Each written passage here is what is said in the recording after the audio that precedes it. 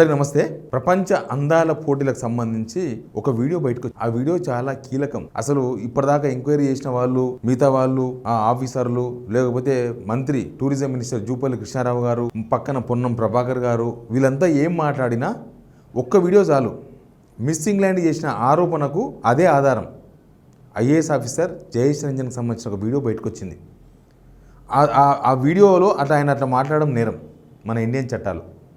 ఆ ఒక్క కేసు మీద 8 కేసులు వేసి బొక్కలు దోయచ్చు ఎవరైనా సరే. కానీ అంతా మనోడే ఐఏఎస్ మనోడే, గవర్నమెంట్ మనదే, ఆరోపణలు మన మీద వచ్చినాయి కాబట్టి చేయలేదు. ఎవరైనా దొంగకు తాళం ఇస్తారా? ఇప్పుడు ఒక ఆయన మీద ఆరోపణలు వచ్చినాయి.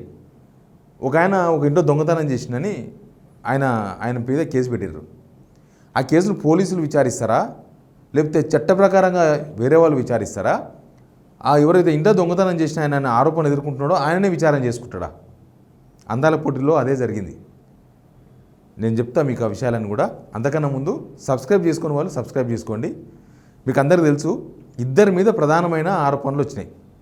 ఒకటి ఫహీం ఖురేషీ, ఇంకొకరు రాజ్యసభ సభ్యులు అనిల్ కుమార్ యాదవ్. వాళ్ళ మీద ఇప్పటివరకు ఏం చర్యలు తీసుకోలే. మొన్న రాజ్భవన్ పోయినరు, గెలిచిన థాయిలాండ్ ఆమె రాజ్భవన్ పోయినరు తేనెటి విందుకు. అక్కడ మాత్రం కనబడలే, ఎందుకంటే ఆరోపణలు వచ్చినాయి కాబట్టి రాకురా భయం చెప్పినట్టున్నారు ఇద్దరికి. వాళ్ళిద్దరు అక్కడ కనబడలే. ఇక అనిల్ కుమార్ యాదవ్కు ఈయనకు కొంచెం డిఫరెన్స్ ఉంటుంది. ఫహీం ఖురేషీ, నేను మొన్న చెప్పిన వీడియోలోనే ఉంటుంది. ఫహీం ఖురేషీ అనే ఆయన ఏం బిజినెస్ చేస్తారని అడిగితే ఎవరు సమాధానం చెప్పలేదు. అసలు ఫహీం ఖురేషీకి ఎందుకు అంత ఇంపార్టెన్స్ ఇస్తారు రేవంత్ రెడ్డి అనేది ఒక పెద్ద చర్చ ప్రభుత్వంలో నడుస్తుంది. అసలు గవర్నమెంట్ వచ్చిన తర్వాత ఫస్ట్ అందరికన్నా ఈ గవర్నమెంట్లో ఈ ప్రజాప్రభుత్వంలో కార్పొరేషన్ చైర్మన్ ఇచ్చింది ఫహీం ఖురేషీకి. ఫహీం ఖురేషీకి అంత ఇంపార్టెన్స్ ఉంది రేవంత్ రెడ్డి దగ్గర. ఆయన మీదే వచ్చిన ఆరోపణలు. ఇప్పుడు నేను మీకు ఈ వీడియో ఒకటి చూపిస్తే క్లారిటీ వస్తుంది. మిస్సింగ్ ల్యాండ్ చేసిన ఆరోపణలు తప్పేమో, అందుకే ప్రభుత్వం లైట్ తీసుకుంటుందేమో అనుకున్నాం. కానీ ఈయన వీడియో దొరికిన తర్వాత ఆమె చేసిన ఆరోపణ తప్పు కాదు. అసలు ఓపెన్ ఈయన మాట్లాడింది వింటే మనకు అర్థమైపోతుంది ఆమె చేసిన ఆరోపణ ఎందుకు చేసింది. ఆమె ఆరోపణ ఈయన మాట్లాడింది 2 షూట్ అయిపోయినాయి. జయేష్ రంజన్ గారని ఐఏఎస్ ఆఫీసర్, మొత్తం ఈయననే దానికి ఇన్ఛార్జ్. ఒకసారి వినండి, తర్వాత మాట్లాడండి. But Mansa also will go around. She will move from table to table because you won't know, apart from the two who are sitting right with you, you won't know who else are where. So Mansa will move around. She will introduce everyone. She will also maybe ask some questions, and fun questions, not the Miss World finale kind of philosophical questions, but simple, straightforward questions and all that. And this is a easy evening. You are free to mingle. Suppose someone strikes your eye, or you are very fascinated by some country, and it's a great honor for you to see someone representing that country at this level of competition. You are free to walk up, take a picture, make some small talk. Jayesh Ranjan గారు ఏం చెప్తున్నారంటే, same అందగత్తెలకు plus అర్బిసిన business మెన్లకు అందరికీ guide చేస్తున్నాడు. వాళ్ళు మీ దగ్గర ఉన్నారు, ప్రతి table దగ్గర 2 అందగత్తెలు ఉన్నారు, మీరు వాళ్ళతో కలవండి అని. ఈ అందగత్తెలకు మీ దగ్గర బిజినెస్ మెన్స్ ఉన్నారు, మీరు వాళ్ళతో కలవండి అని. మనిషి మాట్లాడుకోండి, ఇద్దరు వాళ్ళకి సహకరించండి అని చెప్పి వీళ్ళకు. దీన్ని ఏమంటారు? మిల్లా మ్యాగీ అనే మిస్సింగ్ ల్యాండ్ ఏమైతే ఫస్ట్ ఆరోపణలు చేసిందో ఆమె 2 ఇంటర్వ్యూలు ఇచ్చింది, ఆరోపణలు చేసింది. ఒకటి, మమ్మల్ని ఆట బొమ్మల్లాగా చూసిండ్రు, ఏదో మాకు వేశ్యల్లాగా మా విషయంలో ప్రవర్తించిండ్రు. ఆ టేబుల్ దగ్గర మాకు తెలియని డబ్బులున్న మగవాళ్ళ ముందు మమ్మల్ని ఆ గౌన్లు వేసుకొని కూర్చోమన్నారు, వాళ్ళతో మింగిల్ కమ్మన్నారు, అంటే వాళ్ళతో కలిసిపోమన్నారు, వాళ్ళతో బాగా మాటలు పెట్టమన్నారు అని ఆమె చెప్పింది. ఐఏఎస్ కూడా అదే చెప్పిండు ఆ రోజే. ఇది చౌముల్లా ప్యాలెస్లో జరిగింది. ఆ రోజే ఐఏఎస్ జయేష్ రంజన్ గారి వాయిస్ ఏంటంటే, మీరు తిరగండి, మీరు మీ సీట్లు, మీ దగ్గర గెస్టులు కూర్చుంటారు, మీరు వాళ్ళతో మింగిల్ కాండి, వాళ్ళతో మాట్లాడండి. ఇది ఓ రకంగా చెప్పాలంటే వ్యభిచారాన్ని ప్రోత్సహించడం. మనకు చట్టాలు తెలుసు కదా, దొంగతనం చేసింది తప్పే, దొంగతనాన్ని ప్రోత్సహించినోడు తప్పే, మర్డర్ తప్పే, మర్డర్ చేసే వాతావరణం క్రియేట్ చేసిన వాళ్ళు, మర్డర్ చేయమని ప్రోత్సహించిన వాళ్ళది సేమ్ తప్పు. ఇద్దరికి సేమ్ శిక్ష పడుతుంది. తప్పు చేసిన వాళ్ళది, తప్పు చేయించిన వాళ్ళది. వ్యభిచారం కూడా తప్పే మన దేశంలో. ఇండియన్ యాక్ట్స్ వ్యభిచారం తప్పే, వ్యభిచారం చేయించిన వాళ్ళు కూడా తప్పే, వ్యభిచారం చేసే వాతావరణం క్రియేట్ చేసింది కూడా తప్పే. అంత ద్రోహం అది. ఒక ఐఏఎస్ మాట్లాడుతున్నట్లా అంటే ఏంది తెలియని మొగళ్ళతో. సరే, ప్రపంచ సుందరులు కావచ్చు వాళ్ళు, ఆ దేశాలకు ఈ దేశాలకు సుందరిమణులు కావచ్చు, మీరు ఆ వాతావరణం క్రియేట్ చేసినారు వీళ్ళు. ఆయన మాట్లాడిన మాటలు అవే. అక్కడ మింగిల్ కావాలి, వాళ్ళతో చర్చలు జరపాలి, డబ్బులున్న మొగళ్ళతో చర్చలు జరపాలి. ఆమె అన్న మాటల్లో తప్పేముంది? ఇప్పుడు జయేష్ రంజన్ గారి స్పీచ్ విన్న తర్వాత మిల్లా మ్యాగీ గారు చేసిన దానిలో తప్పేమున్నది? ఇంకా కరెక్టే కదా ఆరోపణ. ఆమె వేసిన రెండో ఆరోపణ, ఇంగ్లాండ్ వస్తా లేకపోతే లండన్ వస్తాం, మీతో ఒంటరిగా గడపాలని ఉంది అని నాతో చెప్పిండ్రు, అందుకే నేను నిష్క్రమించిన అని చెప్పింది ఆమె. అసలు విచారణ జరగాల్సింది అక్కడ. అసలు ఈ కాంగ్రెస్ లీడర్లు అందాల పోటీలకు ఎందుకు వచ్చిండ్రు అనేది విచారణ జరపాల.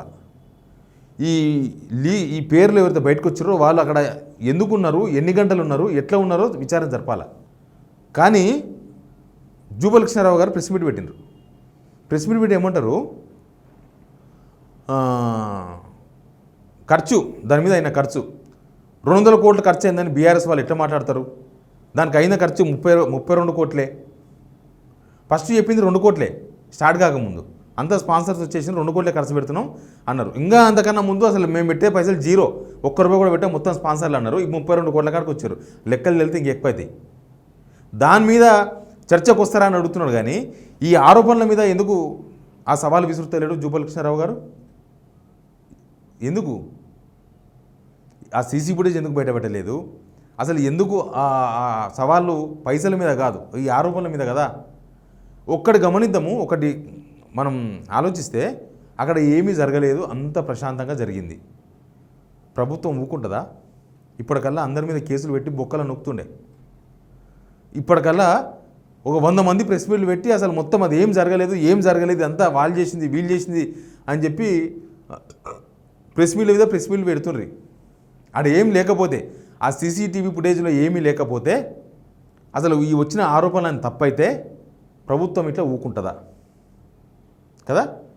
ఇప్పటికే 100 మంది మీద కేసులు పెట్టేవాళ్ళు.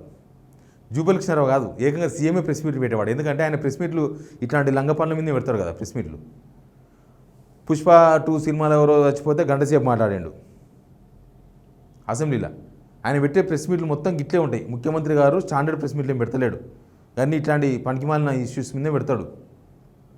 ఒకవేళ ప్రభుత్వం తప్పు లేకపోతే, అక్కడ సీసీ ఫుటేజ్లో ఏమీ లేకపోతే, అసలు ఆ మిల్లా మ్యాగీ చేసిన ఆరోపణలు తప్పు అయితే మన పరువు పోవడం మన పరువు పోయింది కదా ఆల్రెడీ. తెలంగాణ పరువు, హైదరాబాద్ పరువు పోయింది. అది ఇవాళ ఇష్యూ కాదు, ఒకనాడు ఇష్యూ అవుతుంది.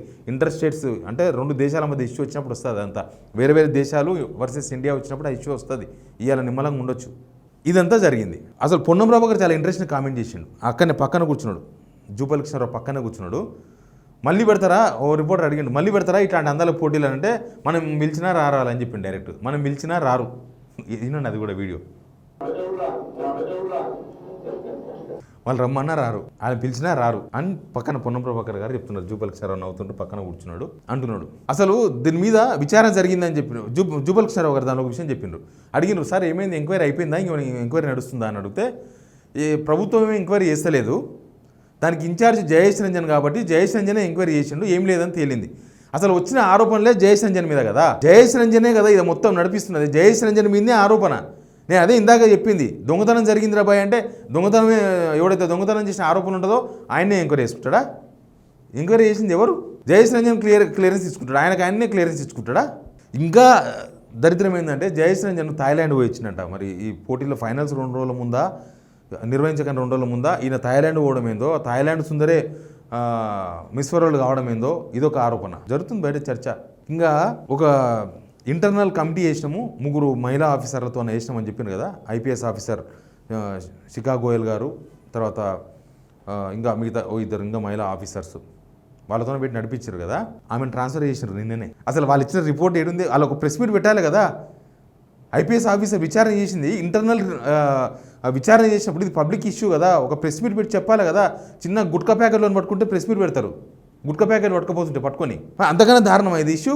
ప్రెస్ మీట్ పెట్టి పోలీస్ ఆఫీసర్ అవసరమైతే డీజీపీ ప్రెస్ మీట్ పెట్టి ఇక్కడ ఏం జరిగింది ఏం జరగలేదు చెప్పాలి, క్లియర్ ఏం లేదని చెప్ప. అసలు ఆమె ఇచ్చిన రిపోర్ట్ బయటికి ఎందుకు రాలేదు?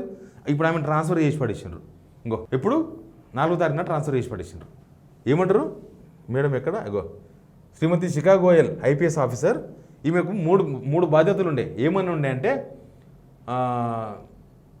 CID Hyderabad, HFCA director, TG cyber security bureau, తర్వాత TG FSL, and women safety she teams Bharosa. ఇప్పుడు ఈమె దానిలోకెళ్ళి ఆ రెండు అట్లే ఉన్నాయి. ఈ women safety she teams Bharosa ఎత్తేసిండ్రు. Transfer to TG cyber security bureau. The member of service is also placed in full additional charge of the post of director TG FSL until further orders. అది లేపేసిండ్రు. మహిళా భద్రత she teams అవన్నీ ఎత్తేసిండ్రు. ఆమె దానిలోకి వెళ్ళి విచారణ చేసిన ఆఫీసరు ఆమె ఇంతవరకు ప్రెస్ మీట్ పెట్టలేదు, ఆమె ఇచ్చిన రిపోర్ట్ బయటికి రాలేదు, ఆమె ట్రాన్స్ఫర్ చేసి పడేసిండ్రు. ఏంది మతలబ్? ఇది జరిగింది అందాల పోటీలో. ఇన్ని ఘోరాలు జరిగినాయి. ఇప్పుడు నేను ఫస్ట్ చెప్పిన లైనే లాస్ట్ కూడా చెప్తా. దీనిలో ఏమి తప్పు జరగకపోతే ప్రభుత్వం ఇట్లా అన్నీ మూసుకొని ఉంటుందా? ఎందుకంటే ఇజ్జత్ పోయింది, ప్రభుత్వం ఇజ్జత్ కూడా పోయింది. నేను ఒక విషయం చెప్తా. రోషయ్య గారు ఉంటారు ముఖ్యమంత్రి, అందరు గుర్తుండొచ్చు కదా. రోషయ్య గారు ముఖ్యమంత్రిగా ఉన్నప్పుడు, లేకపోతే అంతకుముందు మంత్రిగా ఉన్నప్పుడు, మంత్రి కూడా చాలా సంవత్సరాలు చేశారు. ఆయన ఇనాగ్రేట్ చేస్తే, అంటే ఆయన ప్రారంభిస్తే, ఏ షాపో లేకపోతే ఏదో బిల్డింగో ప్రారంభిస్తే 1-2 monthsలో ఫైర్ యాక్సిడెంట్ అవుతుంది అంటున్నారు అందరూ. రోజా ప్రారంభించిండా, ఇంకా 2 monthsలో ఫైర్ యాక్సిడెంట్ అవుతుందని. రేవంత్ రెడ్డి గారు పుల్ల పెడితే ఆడ ఏ ప్రోగ్రామ్ చేస్తే ఆడ పెద్ద కంప అవుతుంది. అందుకే పోల్చిన రోషయ్య గారితో. ఎవరు హట్ కావాల్సిన అవసరం లేదు, అది అప్పుడు నడిచింది. Please subscribe signal TV.